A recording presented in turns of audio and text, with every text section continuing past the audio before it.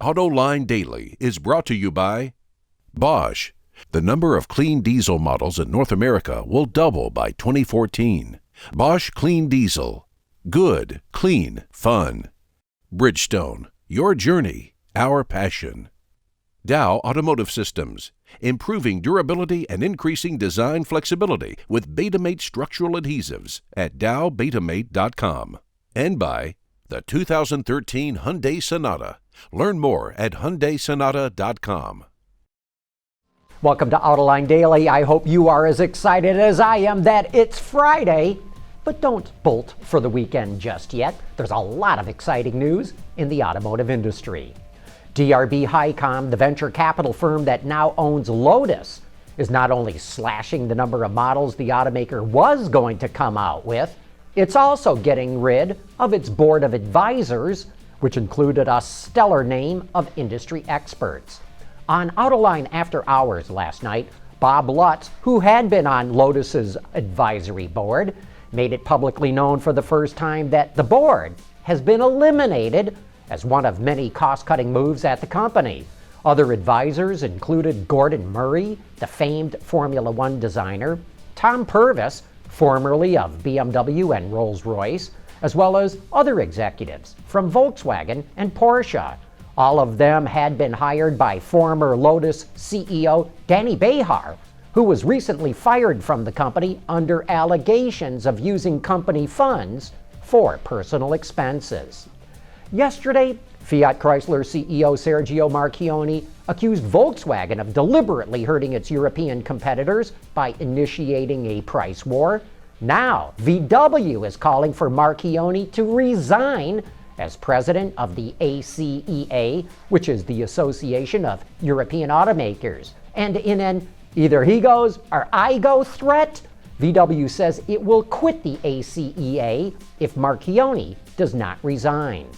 And in yet another sign that things are going from bad to worse in Europe, the French government's working on a plan to save its auto industry. This includes investment credits and low-cost financing for automakers and suppliers, an R&D tax break, and incentives for consumers to buy green cars. Well, here's my Autoline insight. Say goodbye to the French auto industry. The French government is merely putting more Band-Aids on a gravely ill patient and preventing the auto industry from getting to the root cause of its problem, which is overcapacity. Until the industry can close plants and lay off workers to bring capacity in line with natural demand, Peugeot, Citroën, and Renault are only going to get weaker. As painful as any plant closings will be, if they don't fix their fundamental problem, the problem is only going to get a lot worse. And as if to punctuate all the problems that are going on in Europe, Renault just reported its earnings for the first half, and the numbers are only going down. Renault sold over 1.3 million vehicles worldwide, including Dacia and Renault Samsung. Its revenues were close to $25 billion, but that's a drop of more than $200 million compared to last year. Its operating profit came in at $591 million, which is a decrease of $180 million. But at the opposite end of the spectrum, Kia posted its earnings. It sold over 1.3 million vehicles in the first half. Its revenues were just over $21 billion, nearly a 10% jump from last year, and its operating profit came in at over $2 billion, which is a 25% improvement. The Wall Street Journal reports that Ford wants to cut the weight of its F-150 pickup by around 700 pounds, and it's going to extensively use aluminum to cut that weight. Officially, Ford says such talk is premature. But you'll notice they did not deny the claim. Well, here's my Autoline insight. The word out on the street is that the cab of the next F-Series will be made primarily from aluminum. Say, how do you get more women into the top executive suites and boards of directors in the auto industry? We'll show you who's working on the solution coming up next, or maybe I should say coming up Automotive next. Clean diesel models in North America will double by 2014. Why? Higher take rates, lower cost of ownership, longer range and better fuel mileage, lower CO2 emissions. Clean diesel, good, economical, functional. Bosch, invented for life. Even though women make up 60% of all college graduates in the United States, they only comprise about 3% of all automotive executive positions. How do you change that? Well, a number of women executives got together to form what they call Automotive Next. And that's the topic on Autoline This week. Joining me for that show are Colleen Haley from Yazaki, Terry Barkley from Inforum, and Janine Hanley from Lear. So it's a group of automotive women who really are focused on three things.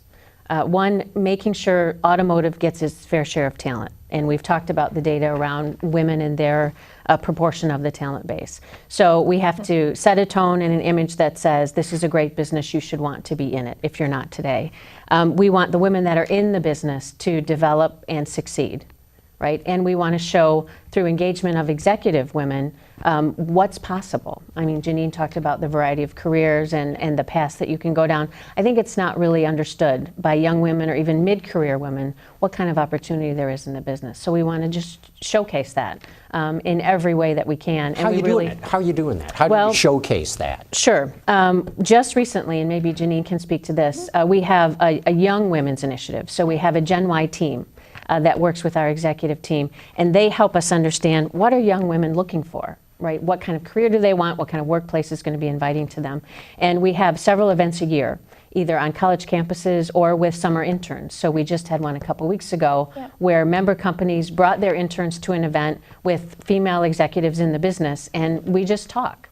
Yeah, right? and it was a terrific event. We had it at the old Piquette plant. We talked a little bit about this. Piquette, of course, is where the original Model T was Absolutely. Designed and built. And like Colleen said, we all have independent, as companies, we have independent initiatives that we have for talent, but this is kind of overarching where we're encouraging all of our interns to come together, look at this wonderful historical site, really be inspired about how important and how historic the automotive industry has been, and really provide some networking amongst other young women who are interning this summer. There were a lot of fun conversations, and then do some role modeling, see other successful women, so you have a view of not just an internship, not just the first couple of years, but you can really make a very diverse career out of it. And a lot of us speak very frankly about challenges we faced, great opportunities, and what we love about the automotive industry. Right. And it's an easy evening and a lot of great conversation, a lot of talented women.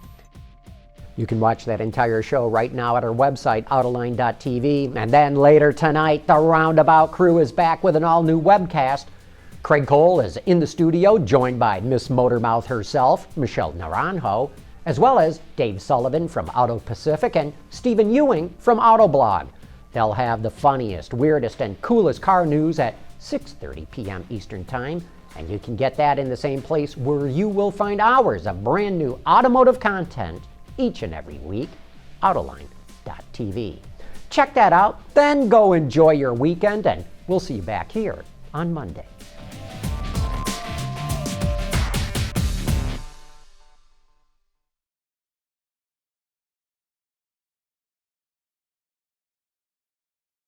Wards is the industry leader for news, data, and analysis. That's why companies across the globe subscribe to our premium service, maybe even your own. Log in for subscriber access now. Check your company's intranet for details and rely on wardsauto.com to keep you informed.